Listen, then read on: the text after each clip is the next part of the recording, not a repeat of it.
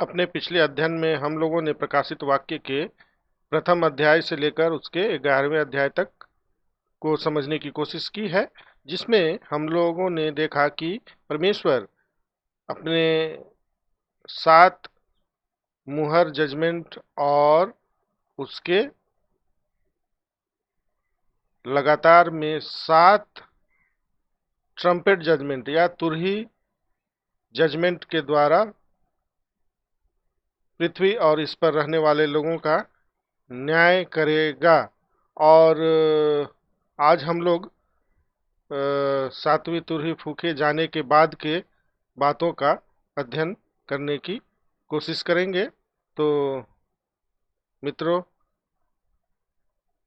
मसीह में प्यारे भाइयों तथा बहनों, चलिए हम लोग आज अपने अध्ययन को आगे बढ़ाते हैं और देखते हैं परमेश्वर ने हम लोगों के लिए जो तैयारी की बातों को यूहन्ना के द्वारा बताया था, उसमें और क्या क्या बातें हम लोगों के लिए रख छोड़ी है।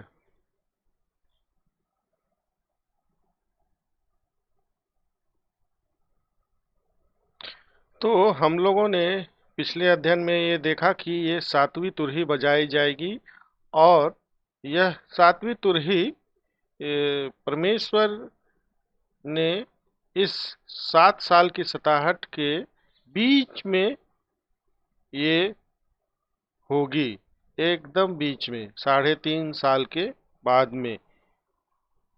तो लेकिन ऐसा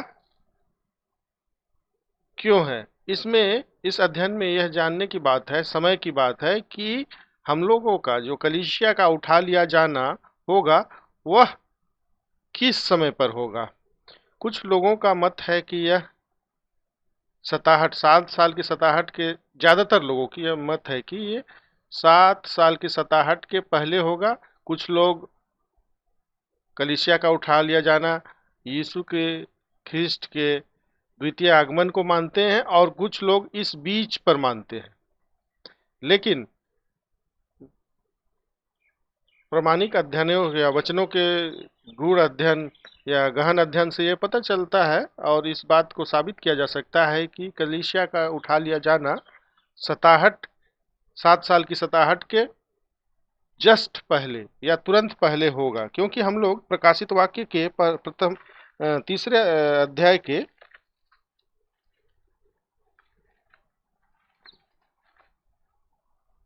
10वें पद को देखते हैं, जिसमें लिखता है, यीशु ख्रिस्त ने अपने संदेश जो उसने फिलाडेल्फिया की कलीसिया को दिया था, जिसे हम लोग देखते हैं प्रकाशित वाक्य उसके तीसरे अध्याय के 10वें पद में। प्रकाशित वाक्य उसके तीसरे अध्याय उसके 10वें पद में, तूने मेरे धीरज के वचन को थामा है, इसलिए मैं भी तुझे परीक्षा के उस समय बचा रखूंगा जो पृथ्वी पर रहने वाले के परखने के लिए सारे संसार पर आने वाला है। तो परमेश्वर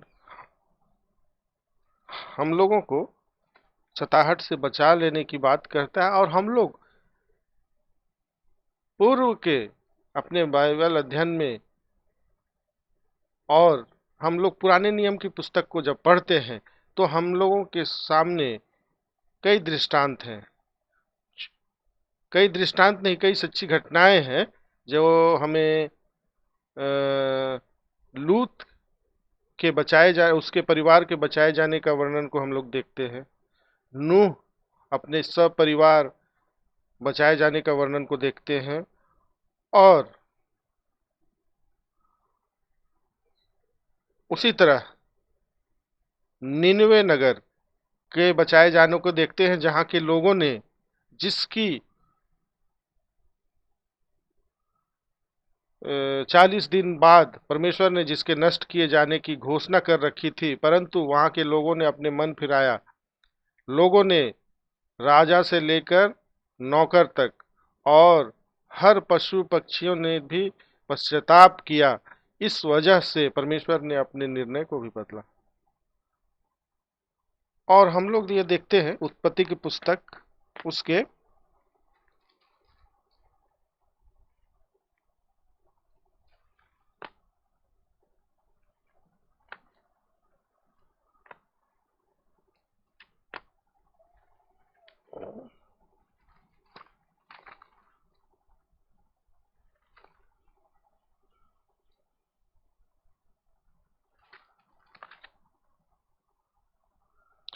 19वें अध्याय में देखते हैं उत्पत्ति की पुस्तक उसके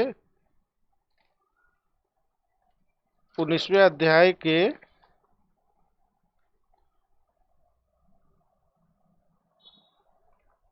इसमें सदोम की दुष्टता, लूत के सदोम के से निकल जाने के वर्णन को हम लोग देखते हैं, जिसमें हम लोग देखेंगे 19वें अध्याय के 18वें पद में। लूत ने उनसे कहा, हे प्रभु, ऐसा न कर। देख, तेरे दास पर तेरी अनुग्रह की दृष्टि हुई है और तूने इस बड़ी कृपा दिखाई कि मेरे प्राण को बचाया। पर मैं पहाड़ पर भाग नहीं सकता, कहीं ऐसा न हो कि कोई विपत्ति मुझ पर आ पड़े और मैं मर जाऊं। देख, यह नगर ऐसा निकट है कि मैं भाग सकता हूँ और वह छोटा भी है, मुझे वहीं भाग जाने दे। क्या यह नगर छोटा नहीं है और मेरा प्राण बच जाएगा? और उसने कहा, देख, मैंने इस विषय में भी तेरी विनती स्वीकार की है कि जिस नगर की चर्चा तूने की है उसको मैं नष्ट न करूंगा। फुर्ती से वहां भाग जा, क्योंकि जब तक तू वहां न पहुंचे तब तक मैं कुछ न कर सकूंगा। इसी कारण उस नगर का नाम सुअर पड़ा। तो इसमें दूत लूत को कहता है कि जब तक तू वहां ना पहुंचे बचकर, तब तक मैं कुछ कर नहीं सकता हूं। तो परमेश्वर ने निश्चित तौर पर अपने दूत को, जिसे सदोम और अमोरा के विनाश की जिम्मेदारी सौंपी थी, यह निर्देश दिया था कि जब लूत और उसका घराना जब तक सुरक्षित स्थानों को न पहुंचे तब तक तू अपना हाथ न लगाना। और उसी प्रकार जब तक नूह और उसका घराना और सारे जंतु पशु पक्षी, जिसकी आज्ञा परमेश्वर ने नूह को दी थी, उसके बेटे और उनके बहू, सारे लोग जहाज के अंदर प्रवेश नहीं कर गए, तब तक परमेश्वर का प्रकोप जो बारिश के रूप में उन दिनों हुआ था, तब तक वह ना शुरू हुआ। तो निश्चित तौर पर हमारा यह विश्वास है और वचन का भी प्रमाण है कि परमेश्वर हमें आने वाली विपत्तियों से अपने सच्चे विश्वासियों को बचा के रखेगा और हम लोग सताहट से पहले ही कलीसिया, सच्ची कलीसिया यीशु के द्वारा, रैप्चर के द्वारा बादलों पर उठा लिए जाएंगे, और जिसकी चर्चा हम लोग देखते हैं पहला थिस्सलुनीय उसके चौथे के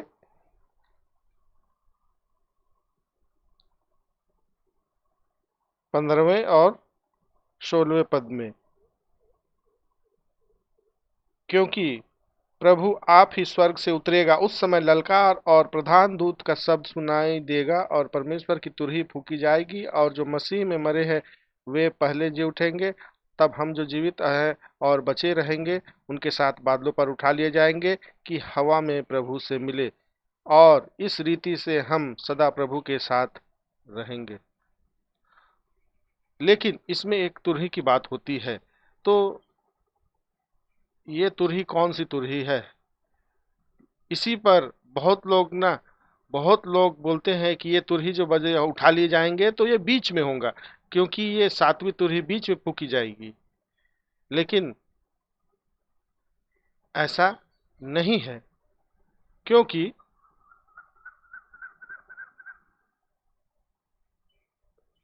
जब पॉल ने अपने जीवन काल में थिस्सलुनीकियों की मंडली को जो पत्र लिखी उसका समय पहले था।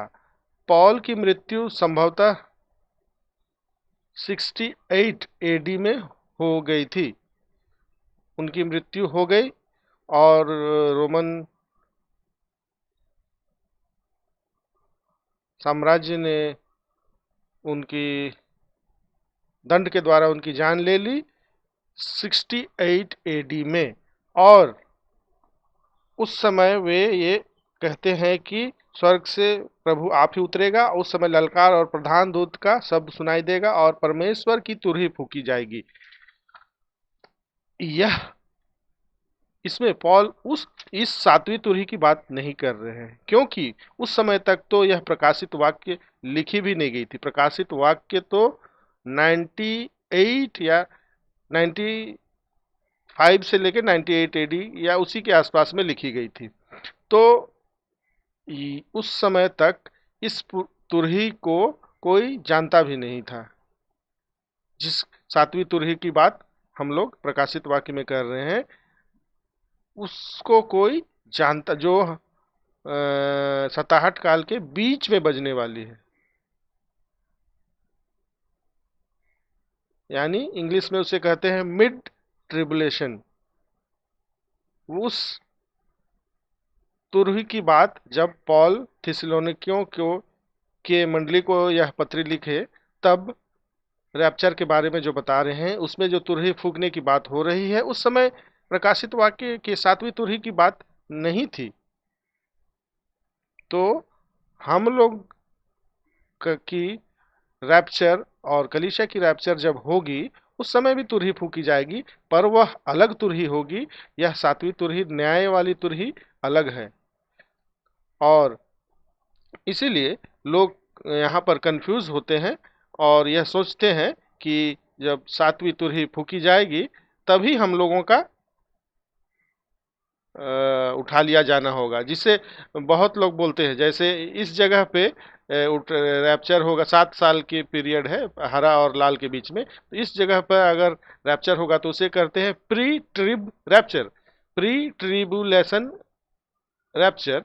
और इसे इस जगह पर होगी यानी जीसस क्राइस्ट के सेकंड आगमन में होती है तो उसे पोस्ट ट्रिब रैप्चर बोलते हैं। और बीच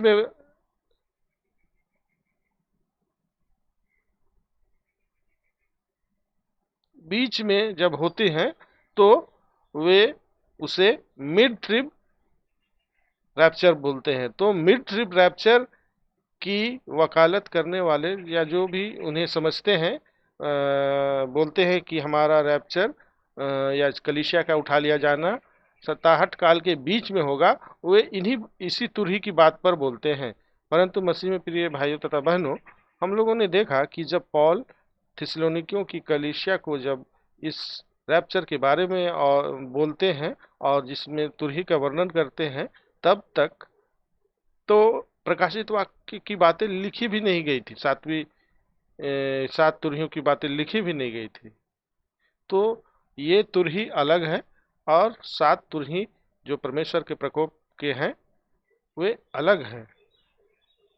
तो हम लोग यह मानते हैं कि हमारा उठा लिया जाना प्री ट्रिबुलेशन होगा, यानी 7 साल के जो 67 के हैं उसके शुरू होने से पूर्व ही होगा। 12वें अध्याय में हम लोग देखते हैं एक स्त्री और अजगर का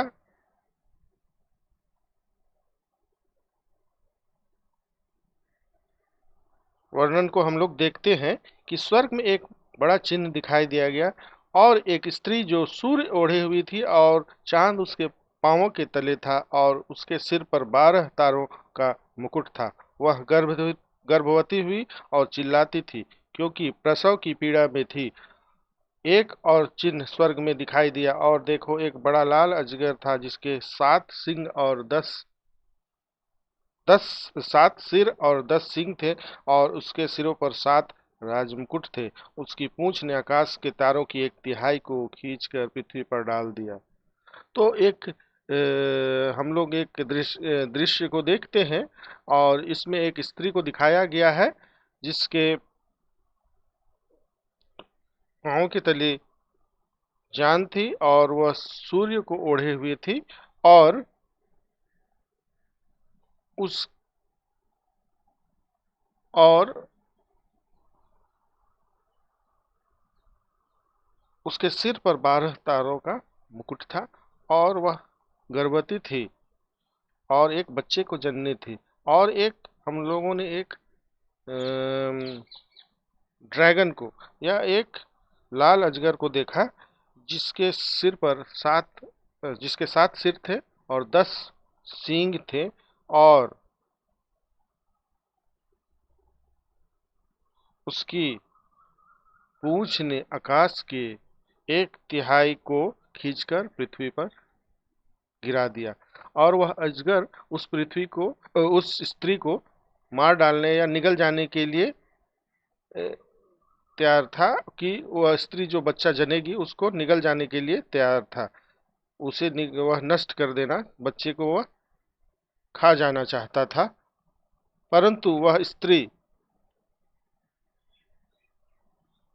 को दो उकाब के 2 पंख दिए गए, और वो सुरक्षित स्थानों पर पहुंचाई गई, जहां वह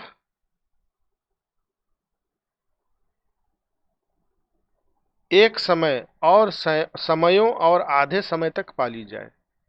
समय, समयों और आधी समय मतलब 1 साल, समयों मतलब 2 साल, 3 साल और आधी समय 3.5 साल तक पाली जाए। तो हम लोगों ने ये देखा है कि ये साथी तुरही जस्ट 7 साल के बीच में फूकी जाएगी, और 7 साल के में से 3.5 साल गुजरे चुके होंगे और 3.5 साल बचे रहेंगे। और ये 3.5 साल महाक्लेश कहा जाता है, क्योंकि उसी समय हम लोग देखते हैं कि फिर 7वें में 12वें अध्याय के 7वें पद में, प्रकाशित वाक्य 12वें अध्याय के उसके 7वें पद में देखेंगे कि फिर स्वर्ग में लड़ाई हुई, और मिकाएल और उसके स्वर्गदूत अजगर से लड़ने को निकले, और अजगर और उसके दूत उनसे लड़े, परंतु प्रबल ना हुए, और स्वर्ग में उनके लिए फिर जगह ना रही।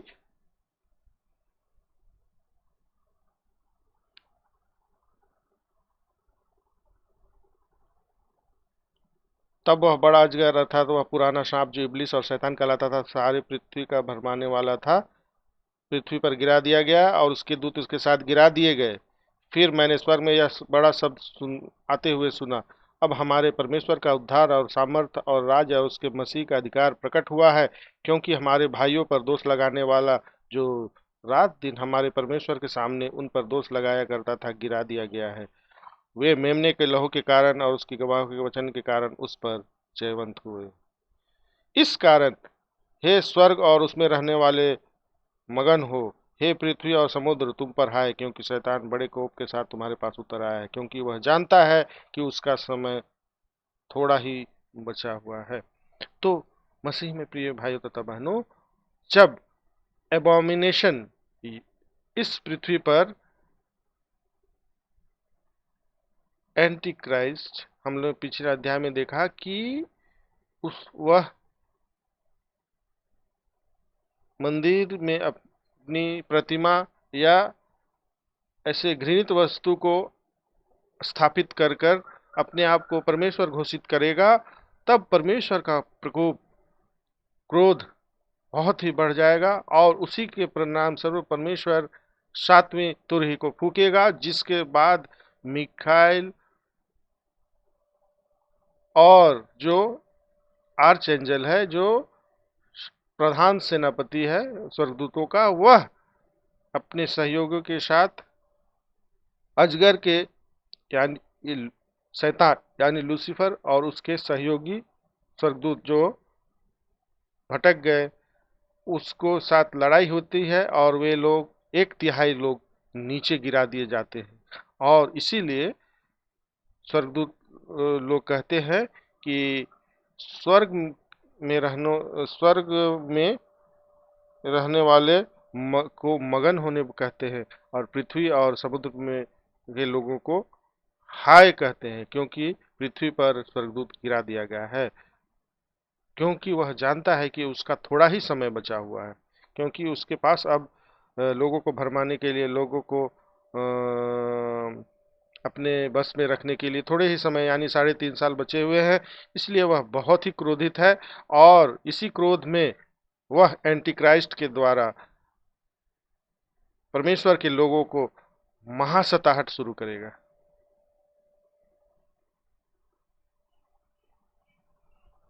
और जो हम इससे पहले जो स्त्री और अजगर की देखते हैं कि अजगर जो लूसीफर है, वह स्त्री के बच्चे जो जनने वाली है उसको खाने की कोशिश करे के लिए प्रयासरत है। तो यह स्त्री कौन है?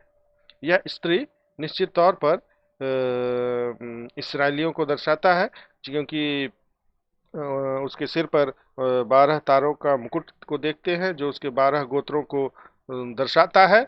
और वह एक बच्चे को जन्मती है जो यीशु ख्रिस्ट के द्वितीय आगमन को दर्शाता है, कि वह इसराइल में यीशु ख्रिस्ट द्वितीय आगमन के को दर्शाता है।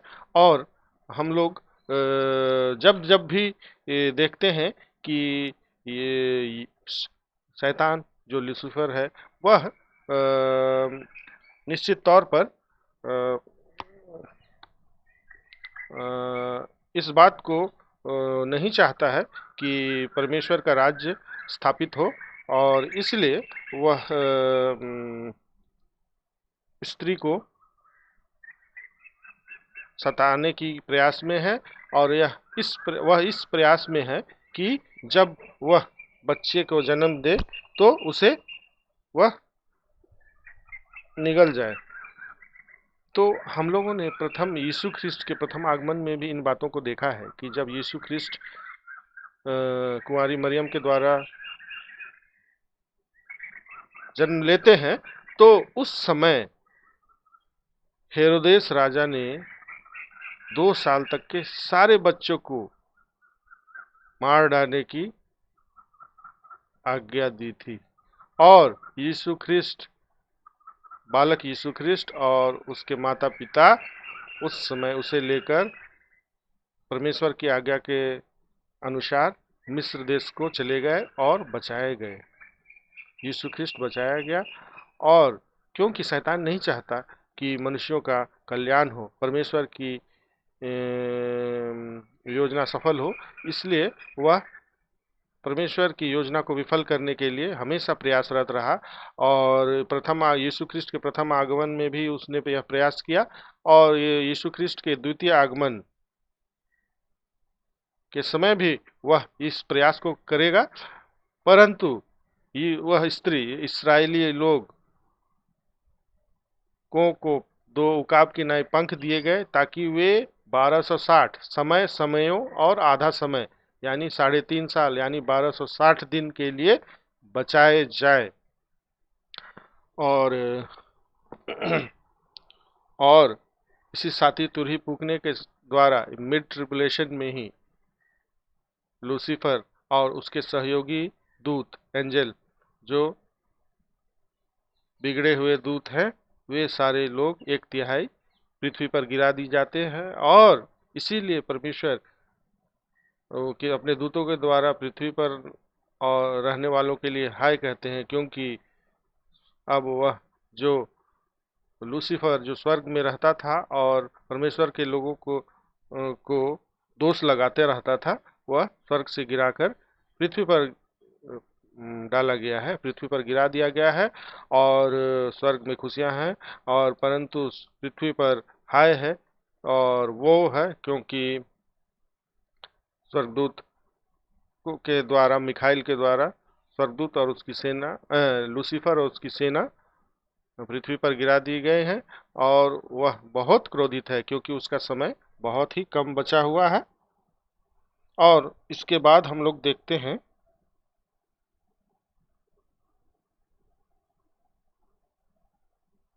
तीसरे 13वें अध्याय, उसमें देखते हैं, फिर मैंने एक पशु को जो समुद्र से निकलते हुए देखा, उसके 10 सींग और 7 सिर थे, और जो पशु मैंने देखा वह चीते के समान था, उसके पांव भालू के से और मुंह सिर का सा था। वह अजगर उस अजगर ने अपनी सामर्थ्य और उस अपना सिंहासन और बड़ा अधिकार उसे दे दिया। मैंने उसके सिरों में से एक पर ऐसा भारी घाव लगा देखा मानो वह मरने पर है। फिर उसका प्राणघातक घाव अच्छा हो गया और सारी पृथ्वी के लोग उस पशु के पीछे पीछे चंबा करते हुए चले। लोगों ने अजगर की पूजा की क्योंकि उसने पशु को अपना अधिकार दे दिया था, और यह कहकर पशु की पूजा की, इस पशु के समान कौन है, कौन उससे लड़ सकता है।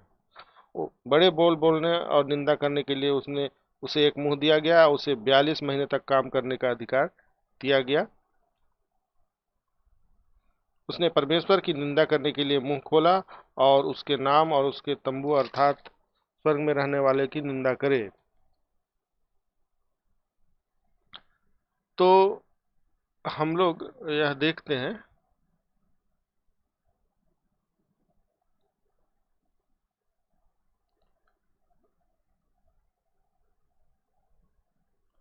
कि दो बीस्ट दो पशु को देखते हैं, और प्रथम पशु जो समुद्र से निकलता है, जिसे हम लोगों ने देखा अभी 13वें अध्याय में, समुद्र में से निकलते देखा, और उसका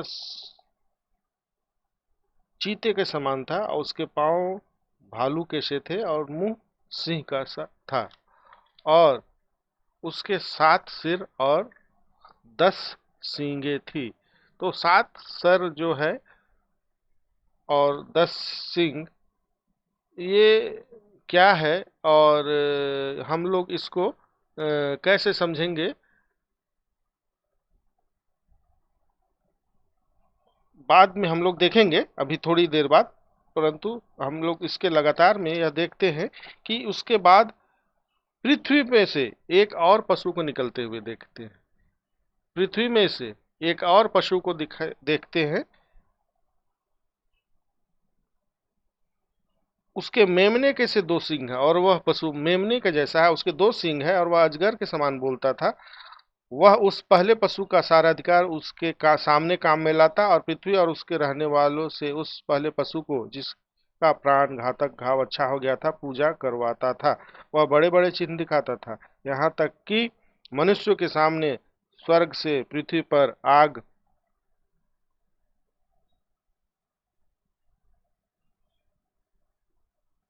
बरसाता था। और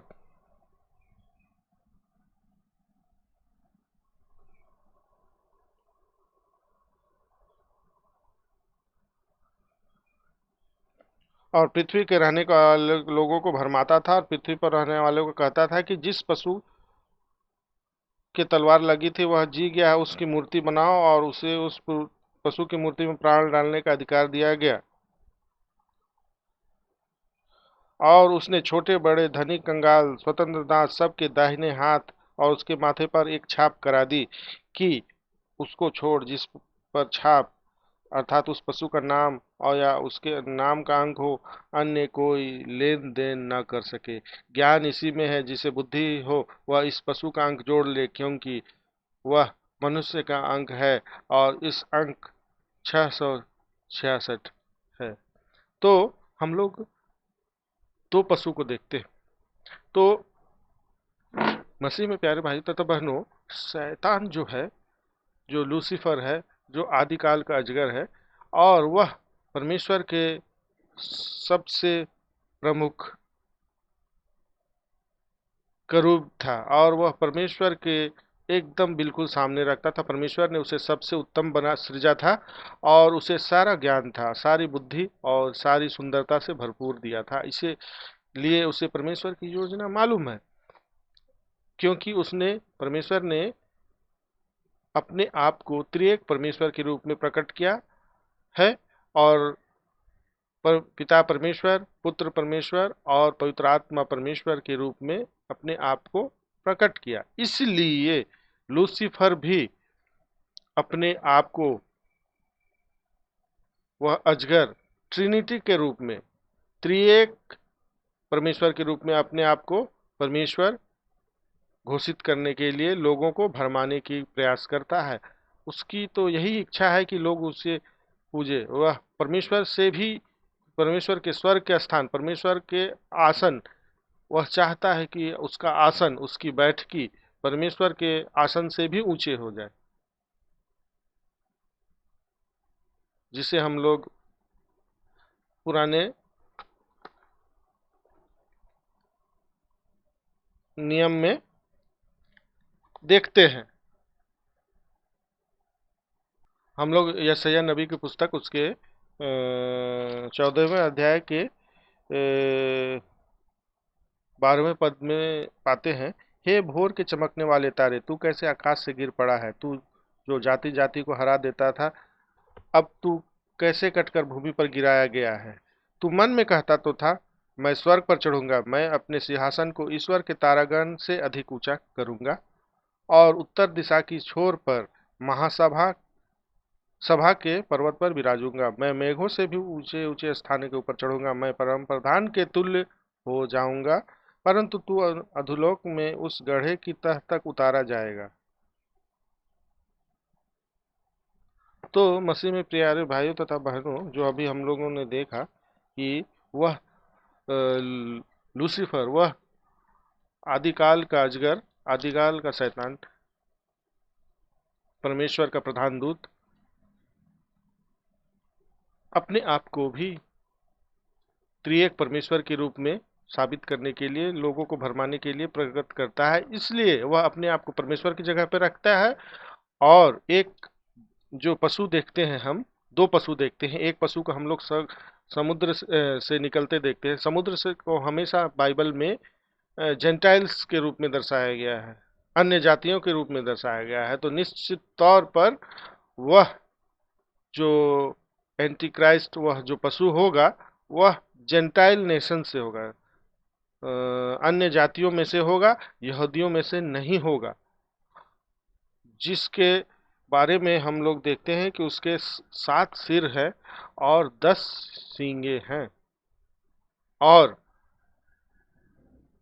और एक अन्य पशु यह पुत्र के रूप में अपने आप को दर्शाएगा। एंटी क्राइस्ट जो है अपने आप को यीशु ख्रिस्ट के रूप में दर्शाएगा।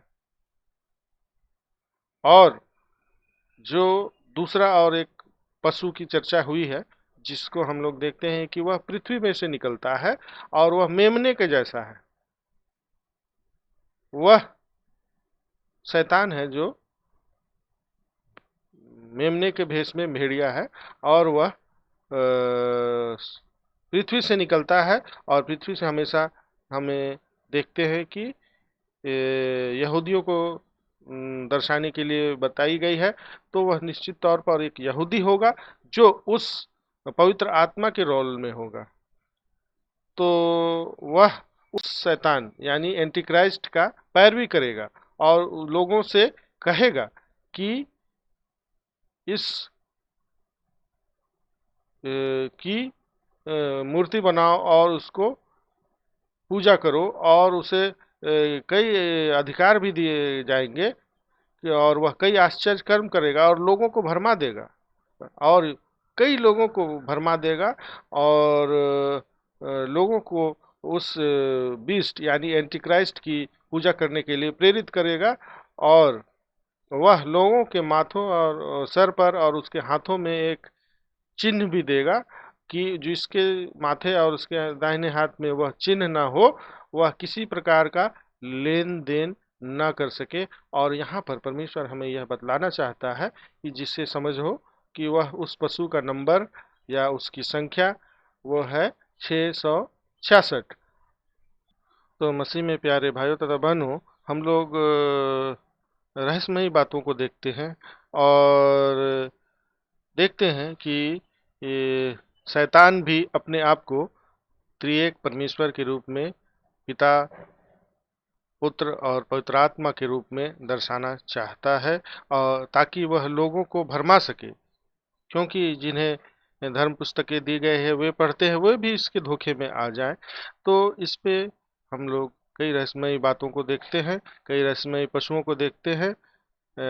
लाल अजगर को देखते हैं, रेड ड्रैगन को देखते हैं जो कि लूसीफर है, और जो पशु समुद्र से निकलता है वह एंटी क्राइस्ट है और वह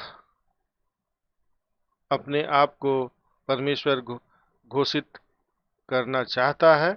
और जो जंतु, जो बीस्ट है, वह जो पृथ्वी से निकलता है, वह एक यहूदी होगा जो पवित्र आत्मा के रोल में होगा और उसे यह कई आश्चर्य कर्म दिखाएगा और लोगों को भरमाएगा और वह लोगों को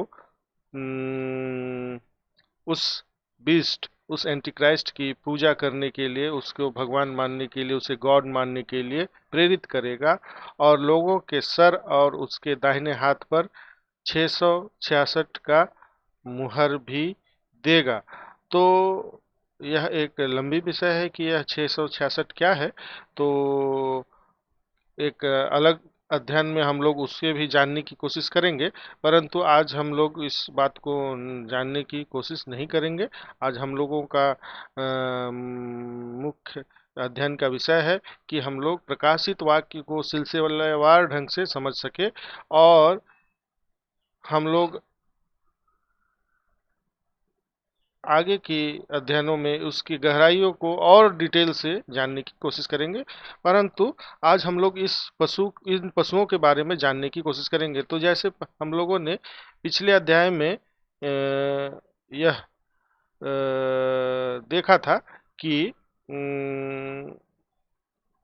दानियल नबी की पुस्तक हमारे लिए इस पवित्र शास्त्र को, प्रकाशित वाक्य की बातों को समझने के लिए बहुत ही सहायक होती है। और हम लोग देखेंगे कि दानियल नबी की पुस्तक उसके दूसरे अध्याय को, दानियल नबी की पुस्तक उसके दूसरे अध्याय में हम लोग देखते हैं। तो उस पे एक उस समय बेबीलोन की बंधुआई में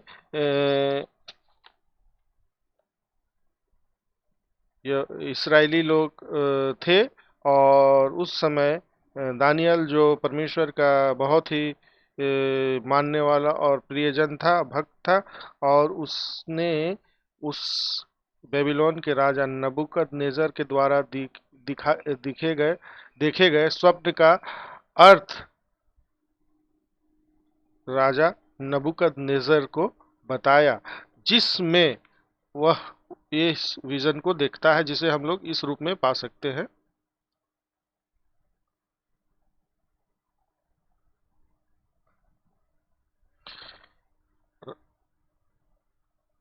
राजा ने इस विजन को देखा जिसमें एक मूर्ति है जिसका सिर सोने का है और जिसके सीने चांदी की है और उसके कमर पीतल के हैं और उसके जो जांग या लेग है वे स्टील के हैं या आयरन के हैं और उसकी पांव, जो नीचे के पांव के हिस्से हैं, वे लोहे और मिट्टी से मिले जुले हैं। और उस पर वह और आगे क्या देखता है कि एक बड़ा सा अनकट, मतलब अनगढ़ा हुआ पत्थर उसके पैर पर गिरता है और वह पूरी मूर्ति टूट जाती है और वह पत्थर बड़े होकर पूरी पृथ्वी को ढांक लेता है। तो दानियल ने इस विजन का अर्थ यह बताया राजा नबूकदनेस्सर को कि यह जो सोने की सिर है वह एक राज्य को दर्शाता है, वह तुझे दर्शाता है, बेबीलोन की किंगडम को दर्शाता है। और उसके बाद जो ये कंधे हैं और छाती है, ये दो हाथ है, इसे पर्सिया, मीडो पर्सिया, माद्य और पर्सिया, ईरान को दर्शाता है। और मीडो पर्सिया जिसे किंगडम कहते थे, हम लोग इतिहास की बातों में इस बातों को समझ सकते हैं। इसके बाद तुम्हारे जाने के बाद, यानी गोल्ड, हेड ऑफ गोल्ड के जाने के बाद, बेबीलोन के खत्म होने के बाद मीडो पर्सिया किंगडम आएगा। और उसके बाद जो तांबे की जो ये पेट के बात बताई गई, वह एक ग्रीस यानी यूनानी साम्राज्य की बात की गई है, जो उसके बाद आए गए। और उसके बाद जो दो जांग की बात की गई है या दो लेग की बात की गई है, वह एक इस रोमन के बारे में बात की गई है, रोमन किंगडम की बात की गई है। और हम लोग जानते हैं कि रोमन किंगडम दो हिस्सों में था, east and west Roman kingdom, जो बाद में बन गए। और इसी रोमन किंगडम के बाद हम लोग देखेंगे कि एक फीट आएंगे, 10 पैर, पैर आएंगे, जिसके 10 5 5 अंगुलियां होंगी, जो कि लोहे और मिट्टी से बनी हुई होंगी, मिली जुली होंगी। और उसको एक अनगढ़ा हुआ पत्थर, जो कि स्वयं मसीह होगा, वह उसे तोड़ देगा और वह पूरी पृथ्वी पर अपने आप को स्थापित करेगा। तो यह विजन प्रकाशित वाक्य के लिए बहुत ही महत्वपूर्ण है, प्रकाशित वाक्य को समझने के लिए बहुत ही महत्वपूर्ण है। और हम लोग ये चीजों को इतिहास में देख सकते हैं कि बेबीलोन साम्राज्य के बाद मीडो पर्सिया, दो हाथ दिखाते, एक माद्दी राजा और पर्सिया ईरानी राजा हुए, दो किंगडम हुए, मीड एंड पर्सिया। और इसके बाद ग्रीस आया, ग्रीस यूनान आया, जिसका अलेक्जेंडर ग्रेट किंग हुआ, जिसने पूरी दुनिया पर अधिकार किया, और वह उससे थोड़ा कमजोर हुआ। और उसके बाद ये दो पैर वाले रोमन साम्राज्य हुआ, और यह दो भागों में था, एक पूर्वी और पश्चिमी। बाद में ये दो भागों में बट गया, जिसे हम लोग वाइजेंटाइन और पूर्वी और पश्चिमी रोम के रूप में जानते हैं। और अंत के दिनों में यह एक किंगडम नहीं रहेगा, परंतु सब कुछ मिश्रित रहेगा। आज के तारीख में हम लोग देखते हैं कि जो भी हमारी शासन व्यवस्था है, वह राजाओं वाली नहीं है, वह मिली जुली है, कहीं राजा है कहीं नहीं है। इस तरह की बातें जो दानियल नबी को उन दिनों में बतलाई गई थी, ईसा पूर्व से भी पहले उन्हें बताई गई थी। और इसके बाद यीशु ख्रिस्त, जो एक अनगढ़े पत्थर के रूप में दर्शाया गया है, इस साम्राज्य को, जो पूरी इतिहास के जितने साम्राज्य हुए, उसको नष्ट करेगा, और वह अपने आप को पृथ्वी का राजाओं का राजा स्थापित करेगा। और उसी तरह हम लोग प्रकाशित वाक्य के समझने में हमें दानियल नबी की पुस्तक, उसकी 7वें अध्ययन भी, 7वें चैप्टर भी हमें समझने में काफी मदद करेंगे, जिसमें हम लोग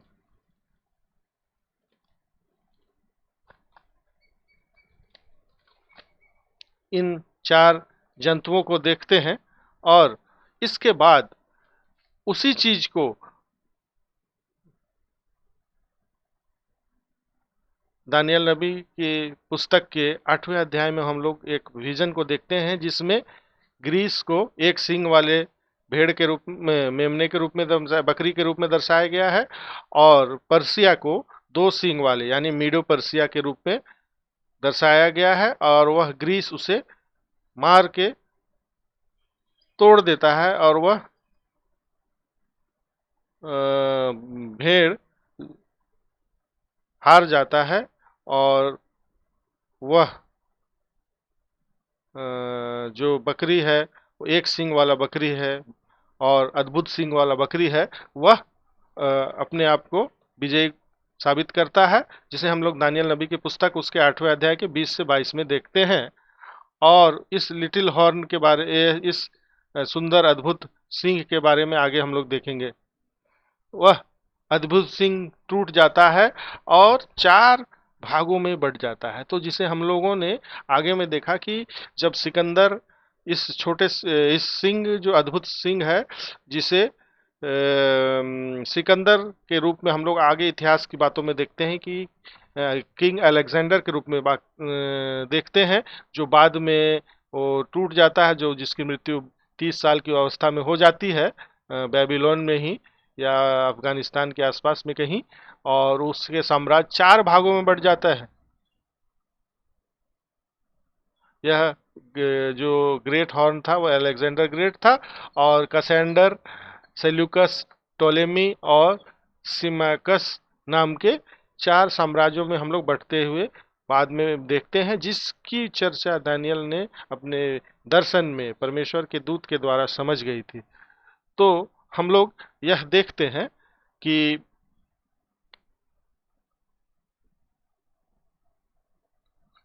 यह देखते हैं कि दानियल नबी की पुस्तक उसके 8वें अध्याय में फिर इनमें से एक छोटा सा सिंह निकला जो दक्षिण, पूरब और सरिमने देश की ओर बहुत ही बढ़ गया। वह स्वर्ग की सेना तक बढ़ गया और उसमें से तारों में से कितनों को भूमि पर गिराकर रौंद डाला, वरन उस सेना का प्रधान तक भी बढ़ गया और उसका नित्य होम बलि बंद कर दिया गया।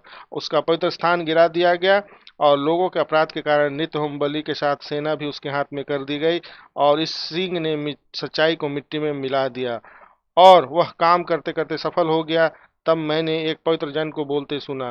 फिर मैं एक और पवित्र जन ने उस पहले बोलने वाले से पूछा, नित्य होम बलि और उजाड़ने वाले अपराध के विषय में जो कुछ दर्शन देखा गया वह कब तक फलता रहेगा, अर्थात पवित्र स्थान और सेना दोनों का रौंदा जाना कब तक होता रहेगा।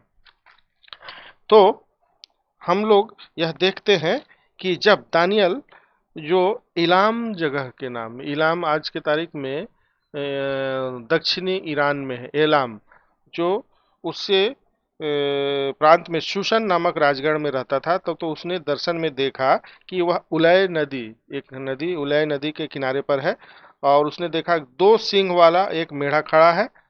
सिंह बड़े हैं परंतु उसमें से एक अधिक बड़ा है। तो जो मेढ़ा है वह मीड और पर्सिया के किंगडम को दर्शाता है। एक मजबूत था और एक थोड़ा कमजोर था। और अम, एक बकरा पश्चिम दिशा से निकलकर सारी पृथ्वी पर ऐसा फिरा कि चलते समय भूमि पर पैर न छुआया, और उस बकरे की आंख के बीच में एक देखने योग्य सिंह था, और वह यह बकरा यूनान था, ग्रीस था, और यह सिंह देखने योग्य अलेक्जेंडर था, जिसके पैर जमीन पर न पड़ते थे। यानी उसने बहुत ही तेजी से हवा में उड़ने की गति से पूरी पृथ्वी पर कब्जा किया था। इसी चीज को वो दर्शाते हैं।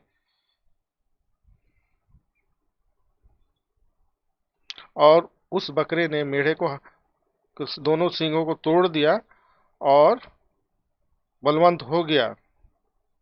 फिर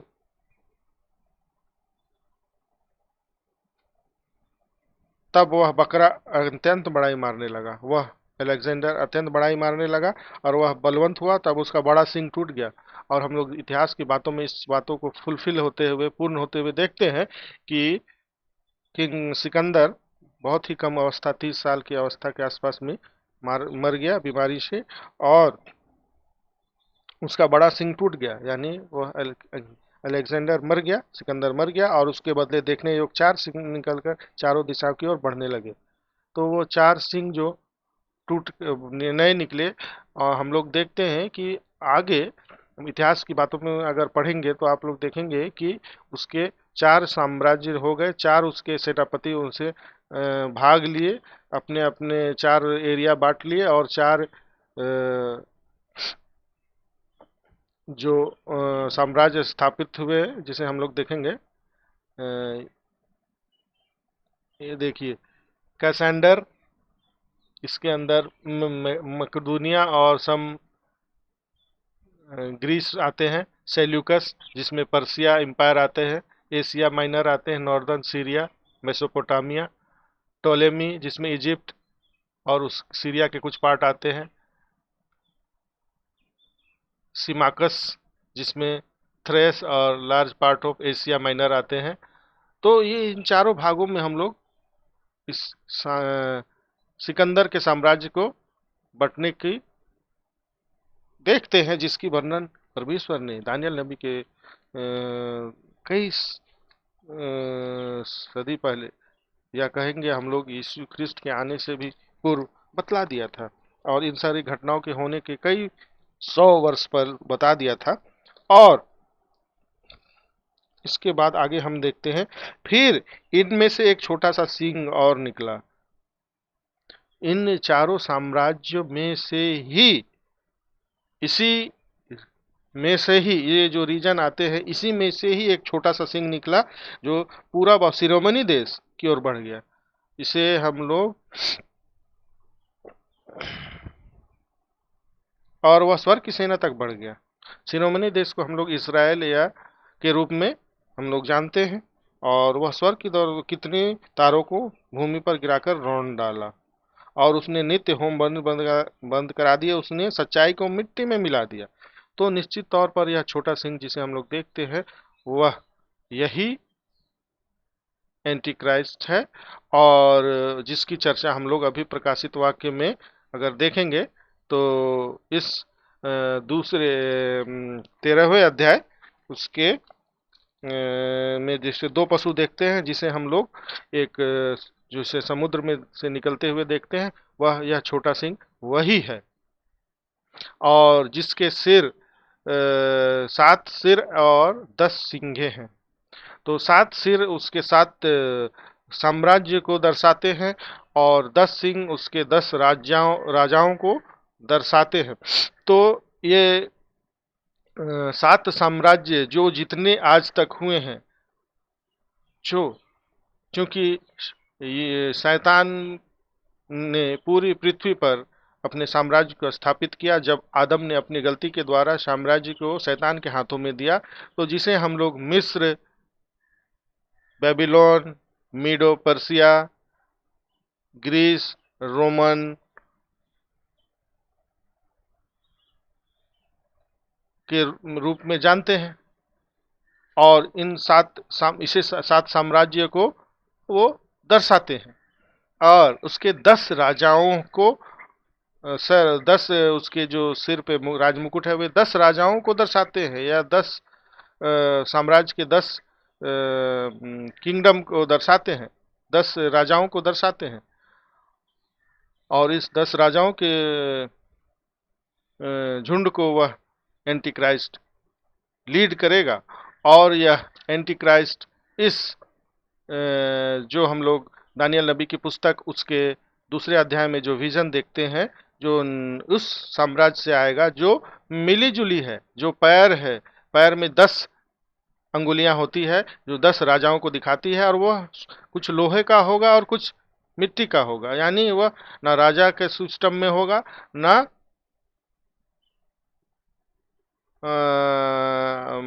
मिट्टी यानी मनुष्य के रूप में होगा, वो मिली जुली होगी। जो जैसे कि आज के वर्तमान समय में हम लोग जो व्यवस्था देखते हैं न, वो पूरी तरह राजकीय व्यवस्था नहीं होती है, राजा भी होते हैं और प्रजा को भी अधिकार रहता है, प्रजातंत्र का अधिकार रहता है, या मिली जुली सरकार रहती है। इस तरह की बातों को हम लोग देखते हैं कि, और लास्ट में जिसको एक अनगढ़े हुए पत्थर के रूप में हम लोग देखते हैं, वह उस पैर पर गिरता है, उस 10 अंगुली पर गिरता है, और उसे मूर्ति को नष्ट कर देता है। यानी शैतान के शुरू से लेके अंत काल तक के सारे साम्राज्य को वह नष्ट करता है, और अपने बड़ा हुआ पत्थर बड़ा होकर पूरी पृथ्वी के ऊपर अपने आप को स्थापित कर लेता है, अपने साम्राज्य को स्थापित कर लेता है। तो निश्चित तौर पर दानियल नबी की पुस्तक उसके दूसरे अध्याय 7वें, उसके 8वें, 9वें, 11वें, 12वें चैप्टर जो अंत की बातों के बारे में बहुत ही सहायक है कि हम लोग प्रकाशित वाक्य को समझ सकें। तो मेरे प्यारे भाइयों तथा बहनों,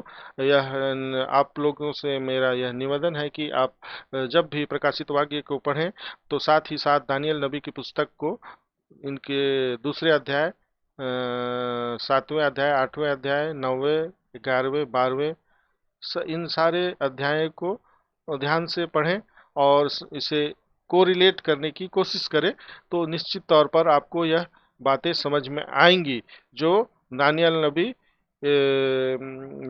जो बातें बताती है, उसे हम यूहन्ना के प्रकाशित वाक्य में 2 पशुओं के रूप में भी समझ पाते हैं, एंटी क्राइस्ट के रूप में समझ पाते हैं। तो मसीह में प्यारे भाइयों तथा बहनों, आज तो इस अध्ययन में आज हम लोगों ने 7वीं तुरही, यानी 7वीं तुरही कब होगी, 7 साल की सताहट के बीच में होगी, और हमारा रैप्चर 7 साल के सताहट शुरू होने के पूर्व होगा। और जब सातवीं तुरही फूकी जाएगी तभी एंटी क्राइस्ट अपने आप को परमेश्वर के रूप में मंदिर में स्थापित करेगा और वह नित्य होम बलि को बंद करेगा। वह उस उजाड़ने वाली घृणित वस्तु को मंदिर पर स्थापित करेगा और परमेश्वर का प्रकोप अत्यंत ही बढ़ जाएगा। और मिखाइल नामक दूत और उसके सहयोगी दूत लूसीफर यानी रेड ड्रैगन और उसके दूतों, एक तिहाई दूतों को स्वर्ग से नीचे गिरा देगा। और नीचे में 3.5 साल का समयों और आधे समय यानी 3.5 साल यानी 1260 दिन के लिए महाक्लेश का काल आरंभ होगा। और इस कारण पृथ्वी के लोगों को मगन रहने के लिए कहा गया है और स्वर्ग के लोगों को मगन रहने के लिए कहा गया है और पृथ्वी के लोगों पर हाय यानी कहा गया है, क्योंकि वह बड़े क्रोध से, लाल अजगर यानी शैतान यानी लूसीफर बड़े क्रोध से पृथ्वी पर आता है, क्योंकि वह जानता है कि उसका समय बहुत ही कम बचा है, 3.5 साल बचा है। और इसलिए वह परमेश्वर के लोगों को, इसराइलियों को उस स्त्री के रूप में जिसे दर्शाया गया है और उसके द्वारा जाने जाने वाले यीशु ख्रिस्ट के द्वितीय आगमन, यीशु ख्रिस्ट जो के द्वितीय आगमन जिसे एक बालक के रूप में दर्शाया गया है, उसे खाने के प्रयास करता है, उसे नष्ट करने का प्रयास करता है। परंतु इसराइल को एक दो काप दी के नाई पंख दिए जाते हैं और वह 1260 दिन के लिए एक सुरक्षित जगह में, जो कि जॉर्डन के पेट्रा में है, और उस पहाड़ी क्षेत्र में बचाए बचाए जाएंगे। और इन सारी बातों को हम लोग आज देख पाते हैं। तो सातवीं तुरही फीके जाने के साथ ही स्वर्ग में बड़ी घटना होती है, स्वर्ग में लड़ाई होती है और मिखाइल और उसके स्वर्गदूत, जो परमेश्वर की सेना का प्रधान है मिखाइल, उसने शैतान लूसीफर को स्वर्ग से गिरा दिया गया। तो मसीह में प्यारे भाइयों तथा बहनों, स्वर्ग जो हम लोगों के ऊपर दोष लगाते रहता था, तो मसीह में प्यारे भाइयों तथा बहनों, ये तो फ्यूचर की बात है, परंतु आज की तारीख में तो बाइबल हमें बताती है कि वह परमेश्वर के सामने हमारा एक्यूजर है और यीशु ख्रिस्ट हमारा एडवोकेट। वो एक्यूज करता है कि देखिए आपके मानने वाले लोग ये गलती करते हैं, हम ये गलती करते हैं, वे गलती करते हैं, ये लोग इस तरह के पाप करते हैं। और यीशु ख्रिस्ट हमारा एडवोकेट है, वो परमेश्वर के दाहिने हाथ बैठा है। वह बोलता है कि इन सभी लोगों के पापों के, किए हुए पापों और भविष्य में करने वाले पापों को भी मैंने मोल चुका दिया है अपने लहू के द्वारा, क्रूस बलिदान के द्वारा। तो मसीह में प्यारे भाइयों तथा बहनों, हम लोगों के लिए बहुत ही बड़ी आशीष की है कि हम लोग यीशु ख्रिस्ट के ब्लड के अंदर हैं, यीशु ख्रिस्ट के अनुग्रह के अंदर है, उसके क्रूस के तले है। हम लोग उसके लहू के द्वारा शुद्ध और धोए गए हैं और हिम की नाई, बर्फ की नाई सफेद किए गए हैं। तो मसीह में प्यारे भाइयों तथा बहनों, हमारा यह कर्तव्य बनता है कि निश्चित तौर पर हम लोग ये प्रकाशित वाक्य की बातों को अध्ययन करें और समझें और साथ ही साथ अपने जीवन में उतारने की कोशिश करें कि, और हम लोग लोगों को बताएं और अपने आप के जीवन में जो गलती हम लोग करते हैं, जिसके कारण उस लूसीफर को हमारे बारे में परमेश्वर के सामने शिकायत करने का मौका मिलता है, उसे ना दें। तो मसीह में प्यारे भाइयों तथा बहनों, आज के लिए बस इतना ही। हम लोग आगे भी अ, अ, अपने आगे अगले वीडियो में आगे की बातों को, इस प्रकाशित वाक्य के अध्ययन को जारी रखेंगे। तब तक के लिए धन्यवाद, नमस्कार।